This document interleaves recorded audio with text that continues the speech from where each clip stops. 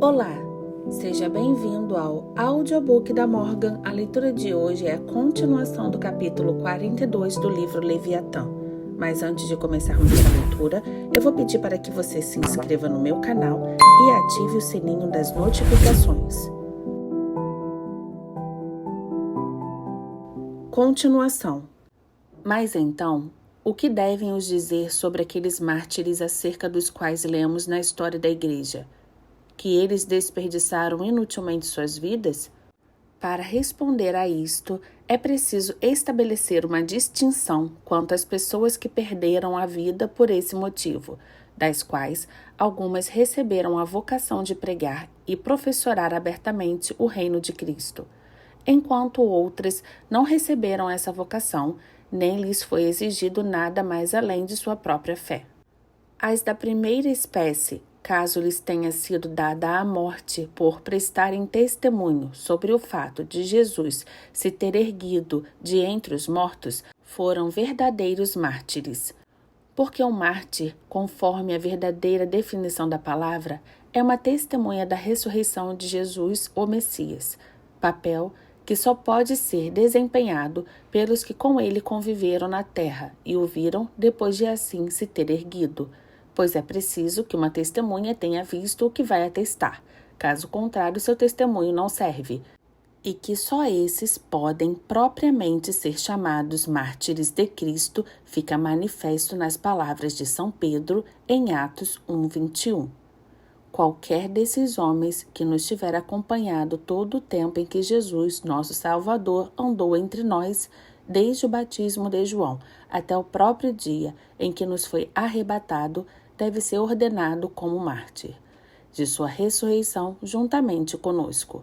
E aqui deve salientar-se que para ser testemunha da verdade da ressurreição de Cristo, quer dizer, da verdade desse artigo fundamental da religião cristã, que Jesus era o Cristo, é preciso ser-se um discípulo que tenha convivido com ele e que o tenha visto antes e depois de sua ressurreição. Por isso, é preciso ser um de seus discípulos originais, e os que tal não foram podem testemunhar apenas que seus antecessores o disseram. Logo, não passam de testemunhas dos testemunhos de outrem, e não apenas mártires segundos ou mártires das testemunhas de Cristo.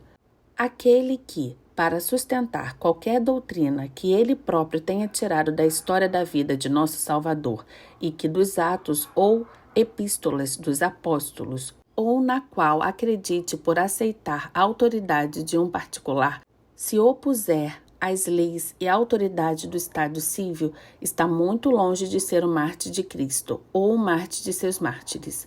Há apenas um artigo que, se alguém morrer por ele, merece nome tão honroso, e esse artigo é que Jesus é o Cristo, quer dizer, que ele nos redimiu e que voltará para nos dar a salvação e a vida eterna em seu glorioso reino. Não se exige morrer por qualquer dogma que sirva à ambição ou às vantagens do clero, e não é a morte da testemunha, e sim o próprio testemunho que faz o mártir, porque a palavra significa simplesmente o homem que presta testemunho, quer seja ou não condenado à morte por causa desse testemunho. E também aquele que não foi enviado para pregar este artigo fundamental, mas assume tal tarefa por sua própria autoridade pessoal, embora seja uma testemunha e, consequentemente, um mártir, quer primariamente de Cristo, quer secundariamente de seus apóstolos, discípulos ou seus sucessores. Não é obrigado a sofrer a morte por essa causa, pois não foi chamado a tal, e, portanto, tal não lhe é exigido, e também não deverá queixar-se se perder a recompensa que espera de quem nunca lhe confiou tal missão. Portanto, não pode ser mártir, nem do primeiro nem do segundo grau, quem não tiver recebido autorização para pregar a Cristo regressado na carne, quer dizer, ninguém, a não ser os que são enviados a converter os infiéis. Porque ninguém é testemunha para quem já acredita, e, portanto, não precisa de testemunhas, mas apenas para quem nega, ou duvida, ou de tal jamais ouviu falar. Cristo enviou seus apóstolos, assim como os 70 discípulos com autorização para pregar. Não enviou todos os crentes, e enviou-os aos incréus. Envie-os como ovelhas dentre os lobos, não como ovelhas dentre outras ovelhas. Por último, nenhum dos pontos de sua missão, conforme se encontram expressamente estabelecidos pelo Evangelho, implica qualquer espécie de autoridade sobre a congregação. Tem-os em primeiro lugar, em Mateus 10, que os 12 apóstolos foram enviados às ovelhas desgarradas da casa de Israel, e ordenou-se-lhes pregarem que o reino de Deus estava próximo. Ora, em sentido original, pregar é aquele ato que um pregoeiro ou um arauto ou outro funcionário costuma praticar publicamente ao proclamar um rei. E um pregoeiro não tem direito de comandar ninguém. Além disso, os 70 discípulos foram enviados como lavradores, não como senhores da colheita, e eram obrigados a dizer: o reino de Deus chegou até vós.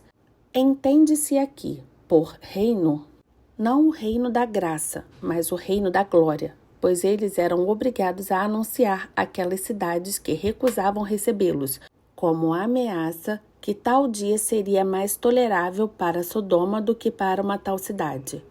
Além disso, nosso Salvador disse a seus discípulos que procuravam prioridade desse lugar, que sua missão era ajudar a vinda do Filho do Homem, não ser ajustados, mas ajudar. Os pregadores não têm poder magistral, apenas poder ministerial. Que não sejais chamados mestres, disse nosso Salvador, Mateus 23:10, pois só um é vosso mestre, e é Cristo.